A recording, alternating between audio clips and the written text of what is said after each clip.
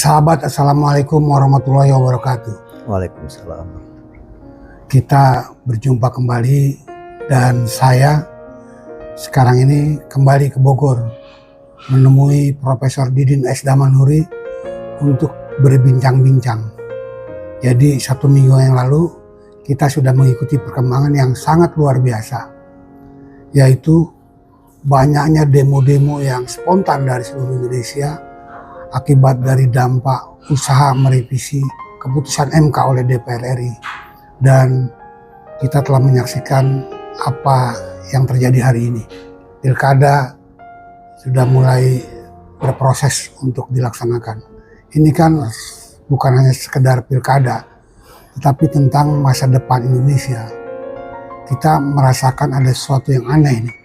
Seperti misalnya Jokowi ini kan tinggal 2 bulan lagi ya.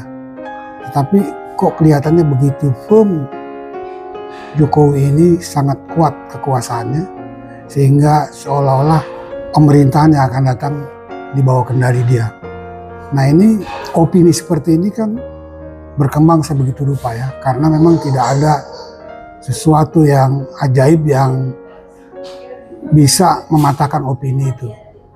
Nah, sekarang kita berbincang-bincang dengan Profesor Didin. Barangkali beliau bisa menjelaskan secara akademis tentang apa sesungguhnya yang terjadi.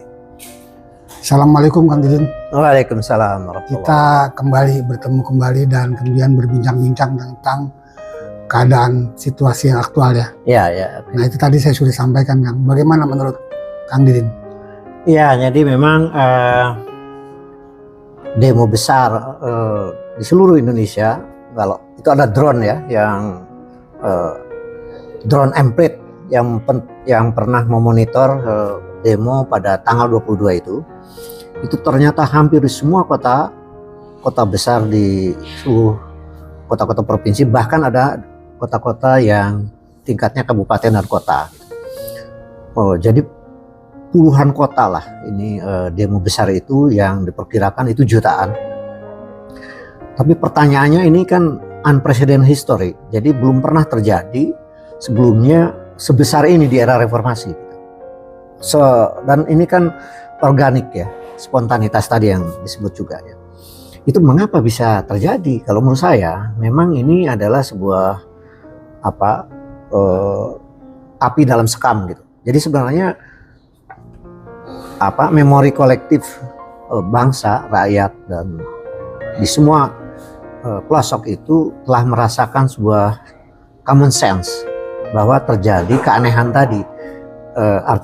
Bukan keanehan sebenarnya sih, tapi sebuah kekuasaan yang sudah berlangsung terutama 5 tahun terakhir ini, yang mengapa berbagai penyimpangan pada konstitusi, pada undang-undang, pada etika, bahkan ada keputusan MPR itu dilakukan oleh kekuasaan, tetapi tidak ada kontrol, tidak ada balance. Nah, jadi menurut saya ketika ada keputusan MK nomor 60 dan 70, yang satu adalah batasan umur yang boleh jadi gubernur, wali kota, bupati itu 30 tahun. Dan standar yang 20% parliamentary threshold itu yang menimbulkan kartel politik itu diturunkan sedemikian rupa, seperti di DKI itu hanya cukup 7,5%. Dan itu berlaku seluruh ratusan pemilihan kepala daerah di berbagai provinsi, kabupaten, dan kota. Nah, ini kan antusiasme yang dibuka oleh MK itu seolah-olah ini kayak kayak kemarau panjang tiba-tiba ada hujan gitu.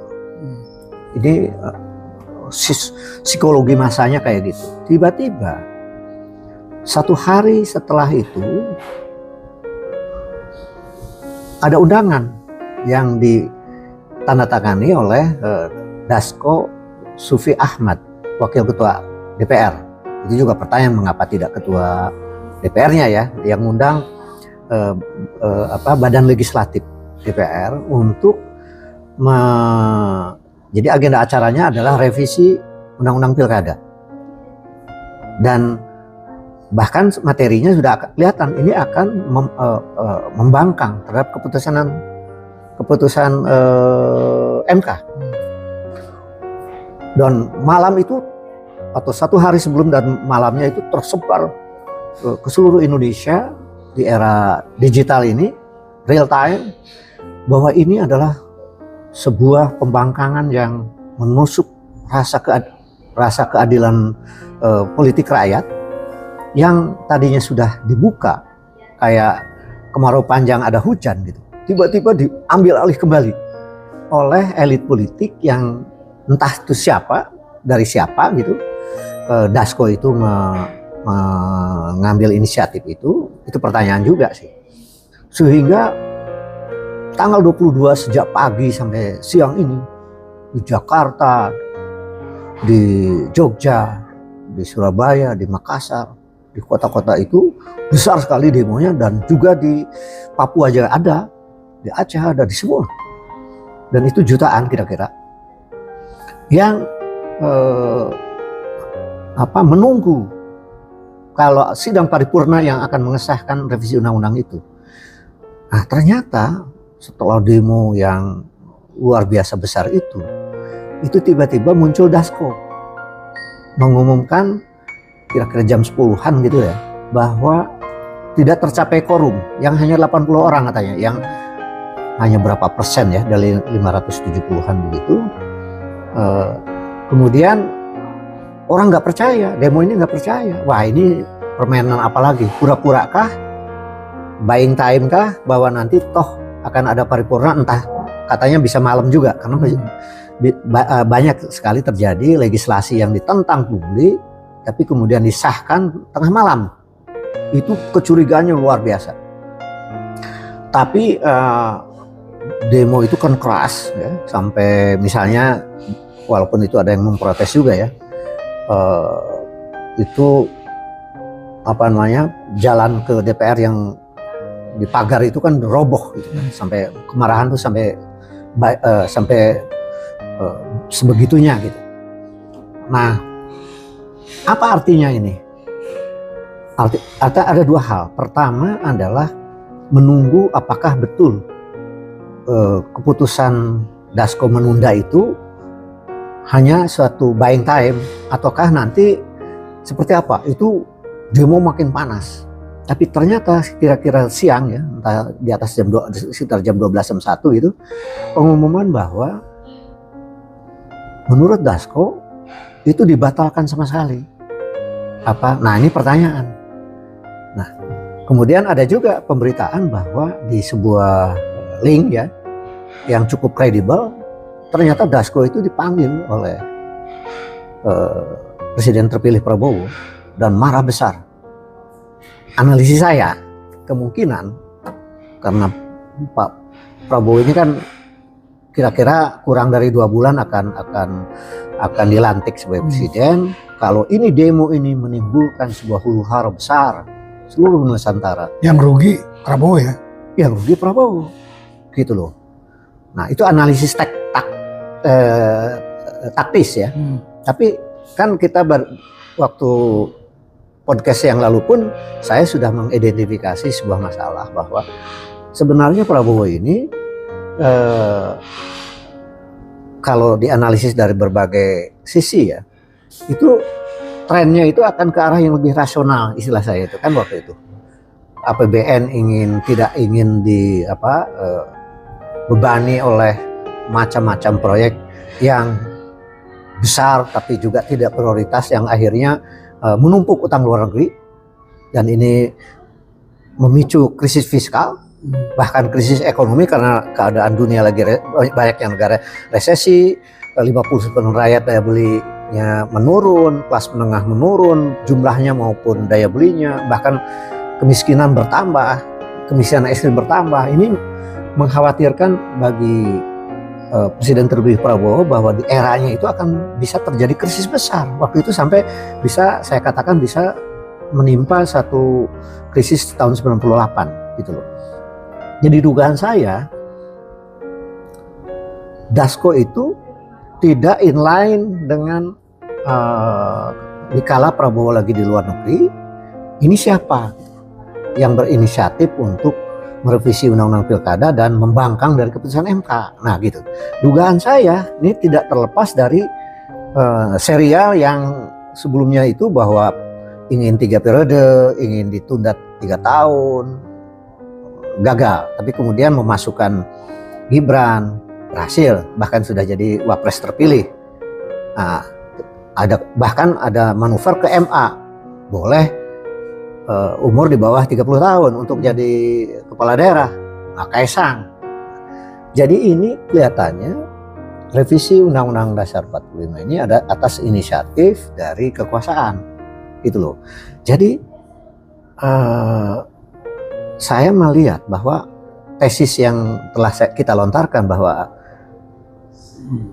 Presiden terpilih Prabowo akan lebih rasional, tapi Jokowi mengendus bahwa Presiden Jokowi mengendus bahwa dia merasa akan ditinggalkan, itu adalah bisa kita tafsirkan adanya konflik mengenai apakah putusan MK dipilih ataukah kembali ke parliamentary threshold yang 20%, yang notabene adalah kepentingan kekuasaan.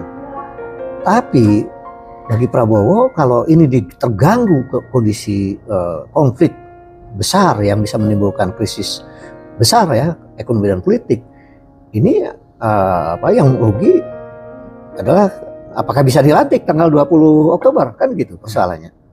Nah, oleh karena itu kalau menurut saya, jadi Prabowo ini bebannya berat sekali ya. Dengan normal saja dia akan terbebani utang, terbebani proyek-proyek yang berbiaya besar dan tidak prioritas tinggi, ada ancaman krisis fiskal, itu saja kalau normal. Apalagi kalau tidak normal. Ya. Kalau tidak normal itu adalah di mana dia bisa jadi presiden, tetapi kontrol tidak sepenuhnya dalam matahari yang sama, bisa ada matahari kembar nih. Karena Presiden Jokowi berusaha untuk membangun satu platform di mana dia jadi ketua DPA yang selevel dengan presiden. Ada Gibran di sana yang punya kekuasaan tentang apa tuh aglomerasi yang melebihi dari DKI sampai Cianjur, sampai Depok, jadi luas sekali. Dan itu yang tadinya wapres hanya simbolik tapi sekarang punya kekuasaan tuh. Nah, belum nanti Kaisang bisa di Jawa Tengah, kemudian Bobi di Sumatera Utara dan lain-lain. Ada juga yang di Bogor malahan. Itu adalah sekretaris pribadinya ibu negara kan begitu. Jadi ini Prabowo saya kira tidak secure dengan kondisi yang begini. Ya, paling tidak Prabowo tidak nyaman ya karena pemerintahannya nanti dibayang-bayangi oleh kekuasaan Jokowi ya. Ya. Dan kemudian ini kan bagaimana solusinya kalau seperti ini terus kan? Ya. Saya khawatirnya ini kan keadaan ekonomi sekarang buruk sekali, Kang. Iya. Kalau Akang ke bawah ya Akang mungkin tidak sampai ke level bawah. Akang ke masyarakat lah sekarang. Daya beli sangat rendah, sangat lemah. Iya. Kemudian barusan saja saya naik Grab motor, rata-rata mereka sekarang kesulitan untuk mencari penumpang. Nah, ini berat. Saya khawatir nanti kalau terjadi apa-apa dan terjadinya apa-apa itu di masa Prabowo, ini kan rugi Prabowo ya. Iya. Seharusnya dihentikan lah ini ya, bagaimana menurut ya. Jadi memang ini kan kalau kita analisis ya, yang dibangun oleh Presiden Jokowi ini kan kalau di rekonstruksi itu kan sesuatu yang nampaknya setengah jalan lah, dan dia akan mesti lanjutkan gitu. Apa itu? Saya sebut sebagai sebuah kekuasaan yang seperti neo Amangkurat begitu, ala Jawa tapi Amangkurat yang lalim, gitu kan? Dan dengan cara penegakan kekuasaan yang Machiavellian, Machiavellian. Jadi kalau baca Niccolo Machiavelli itu kan menghalalkan segala cara itu di satu pihak Pak Jokowi itu kan bercitra sebagai wong cilik, rakyat jelata, masuk gorong-gorong, pakaiannya sederhana, tidak canggung dengan rakyat biasa gitu. Dan kemudian selama 5 tahun ini, bahkan sebelumnya sudah dibangun besar-besaran proyek-proyek raksasa ya, kereta cepat, kemudian ibu kota negara, berbagai bandara besar ya di mana-mana, bandara pelabuhan laut, tol di mana-mana. Jadi infrastruktur fisik yang mencitrakan kepada rakyat banyak bahwa dia itu adalah membangun besar-besaran. Dan Tapi itu menyedot dana karena itu sumbernya dari mana-mana, dari utang luar negeri, dari pajak rakyat, dari mana. Jadi hasilnya itu uang di masyarakat tersedot. Nah, yang memanfaatkan itu karena pertumbuhan itu 5%, karena ekspor impornya juga naik, itu adalah kelompok kecil orang pengusaha raksasa. Tapi uang ini karena ini tidak produktif ya, infrastruktur fisik tidak produktif kan dalam jangka pendek itu, dalam jangka panjang pun kan belum tentu. Kalau governance-nya buruk ya, itu kan rakyat ini sekarang sudah merasakan. Saya juga ke pasar-pasar tradisional, saya pulang kampung, itu sepi pasar tradisional itu. Pedagang-pedagang kuliner mengeluh. Iya benar. Jadi kalau menurut data BPS memang jumlah kemiskinan ekstrim, jumlah orang miskin, jumlah yang nyaris miskin itu bertambah semua, kelas menengah bertambah semua. Sehingga menurut ukuran World Bank sebenarnya jumlah orang miskin itu sudah sekitar 167 juta. Kalau ukurannya $2 per hari pengeluaran $2. Jadi memang banyak PHK juga. Banyak PHK, ratusan ribu. Apakah itu tekstil, produk tekstil, pakaian, karena diserbu oleh produk Cina itu, yang ilegal pula, impornya ilegal. Kemudian startup. Ini digital ini karena tidak ada terlalu bebas gitu, tidak ada peranan negara yang mengarahkan. Itu akhirnya bangkrut besar-besaran startup itu. Jadi sekarang ini pengangguran di mana-mana. Sektor informal menjadi solusi, marak. Artinya tuh mereka itu kerja tapi ya asal kerja. Ya asal bisa makan. Asal bisa makan. Bahkan ya mereka jualan tapi juga tidak laku. Asal bisa makan. Asal bisa makan dan bisa juga uang untuk dagangnya malah habis karena tidak laku. Itu saya lihat itu pengakuan dari berbagai waktu saya ke pedesaan di desa-desa itu. Jadi ada orang punya tabungan, coba dagang, tidak laku, habis modalnya. Ini adalah situasi di mana pembangunan besar-besaran infrastruktur fisik itu menyedot dana, karena itu adalah time lag ya, kurang produktif ya untuk meng-create employment, memacu kebangkitan ekonomi menengah ke bawah. Jadilah ketimpangan luar biasa besarnya. Jadi kalau orang-orang super kaya itu kan naiknya itu fantastik itu. Itu menurut data BI ya. Jadi rekening yang di atas 5 miliar itu fantastik. Sehingga banyak orang super kaya sekarang sudah masuk 200 besar paling kaya itu. Prayogo Pangestu misalnya. Orang paling kaya se-Indonesia itu sekarang dia masuk dengan beberapa orang yang lain, itu masuk 100 besar orang kaya gitu. Pokoknya kelompok super kaya ini naik kekayaannya berlipat-lipat, tapi dengan mengorbankan kelompok 50% penduduk yang yang kelas menengah, yang nyaris miskin, yang apalagi yang super.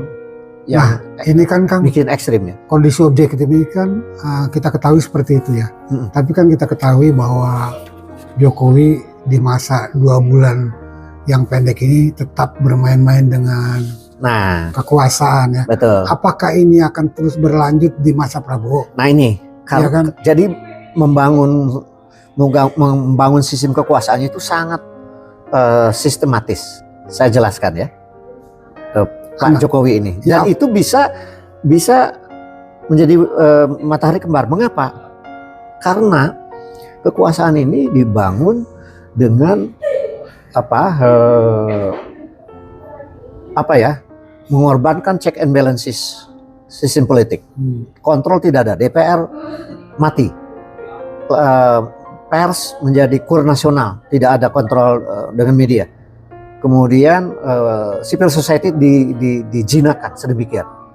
Nah, jadi kayak tol gitu untuk berlaku apapun.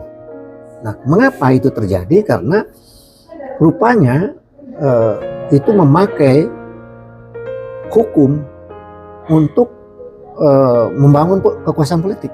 Jadi data-data seluruh elite pusat dan daerah itu kasus hukumnya ada di tangan. Jadi setiap saat akan dibuka untuk lawan-lawan politik. Maksud saya pemerintahan Prabowo ini tetap akan dikuntit oleh Jokowi. Ya. Dan dia tidak mungkin bisa bergerak, Prabowo ini. Begini, sekarang yang mutakhir aja. Kita mengira bahwa setelah PKPU, artinya itu dari keputusan MK diterjemahkan oleh KPU, akhirnya diikuti oleh KPU dengan PKPU namanya. Itu kira-kira tadinya dikira ini sudah bisa lebih demokratis. Enggak, ternyata. Karena tadi ada penggunaan kasus hukum untuk menekan lawan politik. Apa itu? Partai-partai yang mau ngusung Anies Baswedan itu kan tiba-tiba masuk Kimplus. Pertanyaannya, apakah itu gratis? Oh enggak. Itu ada ada ini. Nggak mungkin kayak bebek digiring. Ada maharnya. Nggak mungkin kayak bebek digiring begitu kan? Ada mahar. Jadi ada dua. Jadi carrot. Jadi ada ada carrotnya, ada sesuatu lah. Ada ini, ada maharnya, tetapi ada ininya, penggebuknya. Ya itu kasus hukum. Nah sehingga sekarang Anies nggak bisa ini kan. Padahal menurut PKPU itu partai kayak PDI satu partai aja bisa, bahkan kumpulan partai-partai kecil bisa, tapi dia gagal. Tadinya kan di PHP ya, untuk didukung oleh PDIP. Ternyata enggak, karena di balik itu konon itu ada tekanan luar biasa terhadap PDIP. Nah artinya ini belum, masih besar ini. Belum lagi nanti apakah elit yang akan memerintah akan datang setelah 20 Oktober betulkah tidak punya data kasus hukum? Nah, memang kan kekuasaan sudah beralih. Itu yang dimainkan lagi kan? Akan dimainkan lagi dengan di mana katakanlah posisinya sudah selevel presiden sebagai ketua DPA. Nah, jadi itu masih bisa ada matahari kembar nanti. Nah, jadi menurut saya dengan kondisi ekonomi yang di bawah ini sudah sedemikian krisis sebenarnya, krisis daya beli, lalu kemudian ketidakpuasan sudah sangat luas karena membangun kekuasaan dengan tidak mengabaikan konstitusi, kemudian menghalalkan segala cara, kemudian kekayaan hanya segelintir, mengorbankan banyak. Maka yang terjadi adalah dikhawatirkan kalau secara global terjadi krisis ekonomi, nanti memicu seperti tahun 98, memicu ketidakpuasan politik di bawah dan krisis daya beli rakyat. Ini yang bisa terjadi krisis politik seperti tahun 98 dan akan memicu yang disebut reformasi jilid 2. Kan ini tidak baik ya buat presiden terpilih Prabowo yang akan dilantik 20 Oktober. Tidak baik kan? Nah, jadi saya mempunyai dua skenario nanti ke depan itu. Apa itu? Nah, yang pertama adalah karena saya kira Presiden Prabowo dan timnya juga menganalisis bahwa ini harus dihindari ya, semacam krisis seperti tahun 98. Jadi pilihannya adalah dia harus memperbaiki keadaan, modernisasi sistem politik yang terlalu mahal ini sehingga tidak melibatkan rakyat, ini mungkin harus direvisi, saya kira. Tapi juga merevaluasi tentang proyek-proyek yang menciptakan ketimpangan luar biasa itu, proyek tidak prioritas untuk rakyat. Saya kira harus direform dan lebih banyak orientasi GDP pertumbuhan itu ya untuk mensejahterakan rakyat, bukan untuk segelintir kelompok orang super kaya atau perusahaan-perusahaan besar ini, apalagi asing ya. Nah ini saya kira dia mungkin harus mempunyai strategi yang cerdas untuk memperbaiki tentang strategi pembangunan juga. Sistem politik, strategi pembangunan, plus satu lagi adalah penegakan hukum, supremasi hukum yang sekarang ini segala macam bisa dilanggar, konstitusi bisa dilanggar, apalagi di bawahnya. Keputusan MK aja bisa dibatalkan hanya untuk ambisi menyelamatkan anaknya untuk jadi gubernur misalnya. Lalu ada kartel politik supaya orang-orang yang tidak disukai kayak Anies Baswedan tidak bisa jadi itu. Nah ini nanti ini tidak demokratis, menimbulkan memicu ketidakpuasan rakyat. Saya kira ini sudah ada dalam pikiran tim maupun Presiden Prabowo untuk diperbaiki. Ini pilihannya. Kalau tidak ingin ada krisis politik yang sebesar 98. Problemnya Prabowo akan berpikir seperti yang Profesor pikirkan atau tidak. Mungkin nanti terlihat pada penyusunan kabinet. Betul. Jadi kita harus lihat. Pertama mungkin nanti akan ada sebuah statement politik waktu pidato setelah dilantik. Itu saya kira bisa kita baca. Terlihat ya. Akan dibaca. Terus kemudian dibuktikan dengan susunan kabinet. Kalau kabinetnya tetap semua itu seperti melanjutkan saja sistem politik yang katakanlah ingin melestarikan dinasti politik, kekuasaan dengan cara-caranya ya, dengan cara-caranya dan sebagainya. Nanti bisa menteri hukumnya siapa, Menko Polhukamnya siapa dan sebagainya. Apakah ini punya harapan nggak untuk perbaikan? Berarti terlihat apakah Prabowo akan berjalan sesuai dengan visi misinya, ya, atau dia mengikuti apa yang diinginkan oleh Jokowi. Itu kiranya itu yang akan terjadi. Yaitu menurut Profesor, pertama dilihat dari statementnya ketika pidato pelantikan dan susunan kabinet. Plus 100 hari program 100 hari. Apakah arahnya ini ke arah perbaikan secara fundamental ataukah terjebak kepada untuk menyelamatkan proyek-proyek yang sudah dirintis oleh Jokowi? Artinya mengikuti keinginan Jokowi gitu ya. Saya kira pilihannya itu. Nah, sehingga ada dua nih impact-nya. Kalau Pak Prabowo secara tegas dengan pidatonya dan disebutkan dengan kabinet plus program 100 harinya menunjukkan sebuah reform yang mendasar ekonomi dan politik, maka saya kira harapan kita adalah reformasi jilid 2 itu akan dilakukan dipimpin oleh Presiden Prabowo langsung ya. Tetapi kalau dia dikendalikan dan akhirnya juga politik, ekonomi, hukum dan lain sebagainya dibangun dalam struktur kekuasaan yang oleh matahari yang satu, maka reformasi jilid 2 bisa terjadi karena ketidakpuasan sudah luar biasa ini. Tidak bisa terjadi, tapi bukan dipimpin oleh Prabowo. Kita nggak tahu apakah ini people power atau apa. Tapi mudah-mudahan saya kira tidak terjadi karena akhirnya rakyat yang rugi. Di Indonesia ini setiap sebuah perubahan besar yang sifatnya revolusioner, apakah itu tahun 65, tahun 98, itu kan akhirnya rakyat itu yang rugi dan pihak lain yang mengendalikan. Itu yang harus dihindari. Saya kira Pak Prabowo dan timnya sudah menyadari itu. Saya percaya itu. Jadi kesimpulannya bahwa masa depan Indonesia ini sangat tergantung pada Prabowo ya. Iya. Melihat kondisi objektif hari ini di mana Jokowi sangat firm dalam usaha-usaha pengendalian kekuasaan. Ya. Oke Kang Didin, saya kira apa yang disampaikan oleh Kang Didin mudah-mudahan bisa menjadi inspirasi bagi kita semua. Sekian Kang Didin, Profesor Didin S. Damanhuri. Baik, terima Assalamualaikum kasih. warahmatullahi wabarakatuh. Ya, selamat.